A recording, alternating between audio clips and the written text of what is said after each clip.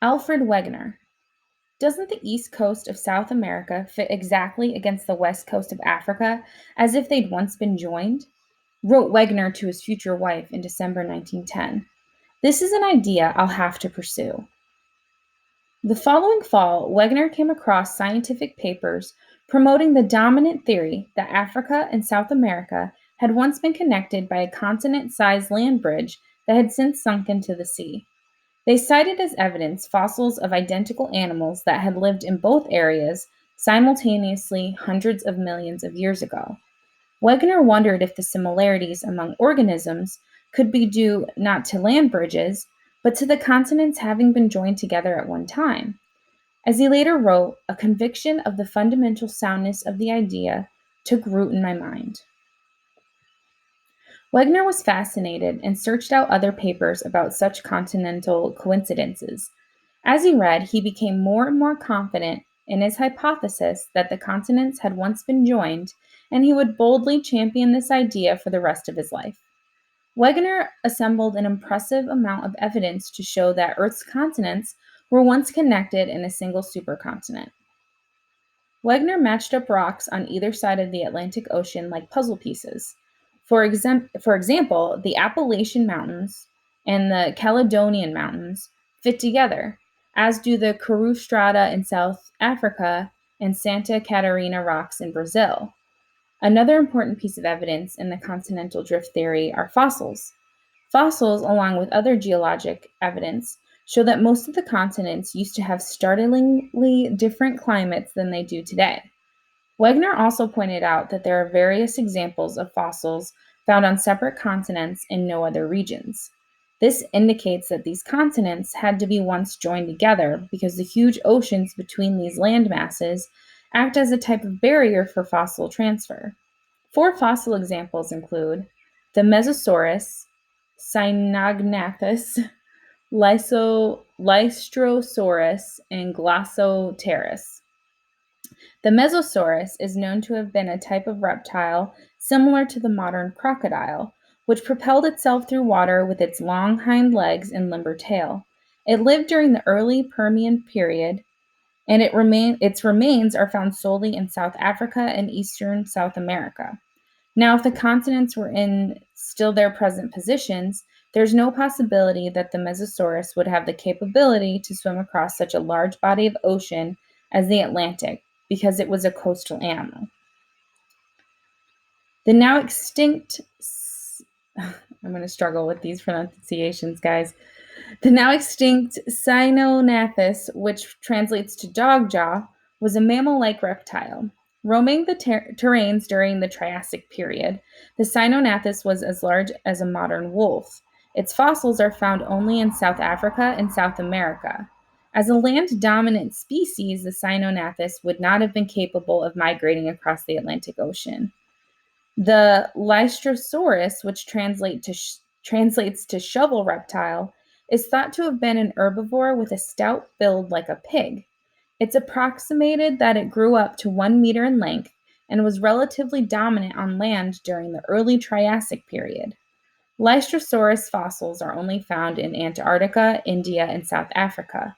Similar to the land-dwelling Cynonathus, the Lystrosaurus would not have had the swimming capability to travel across any ocean. Possibly the most important fossil evidence found is the plant Glossoterus. Reaching as tall as 30 meters, the Glossoterus emerged during the early Permian period and became the dominant land plant species until the end of the Permian. The Glossoterus fossil is found in Australia, Antarctica, India, South Africa, and South America, all the southern continents. Now, the Glossoterus seed is known to be large and bulky, and therefore could not have drifted or flown across the oceans to a separate continent. Therefore, the continents must have been joined at least one point in time in order to maintain the Glossoterus's wide range across the southern continents.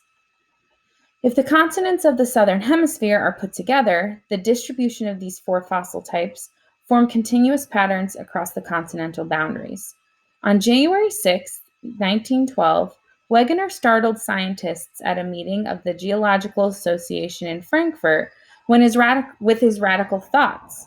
Dismissing the concept of sunken land bridges, travel of the organisms across the ocean, and the independent evolution of the species, he instead proposed a grand vision of drifting continents to explain the evolution of Earth's geography. 4 nights later, he made a similar presentation to the Society for the Advancement of Natural Science in Marburg, Germany. When Wegener proposed continental drift, many geologists were contractionists.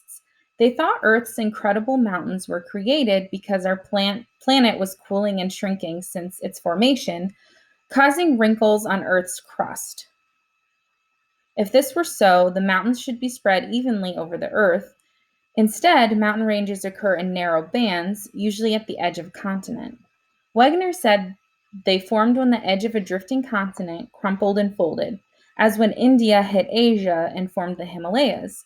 Before the constriction theory, many thought that the world's formations were caused by a worldwide flood. Geologists thoroughly criticized Wegener's theory of continental drift after he published the details in a 1915 book called The Origin of Continents and Oceans. Although an expert in other areas, such as astronomy and meteorology, Wegener was not considered a credible geoscientist and was thus rejected by his peers.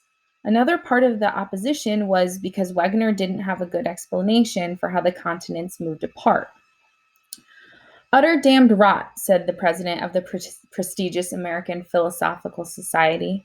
"If we are to believe this hypothesis, we must forget everything we have learned in the last 70 years and start all over again," said another American scientist.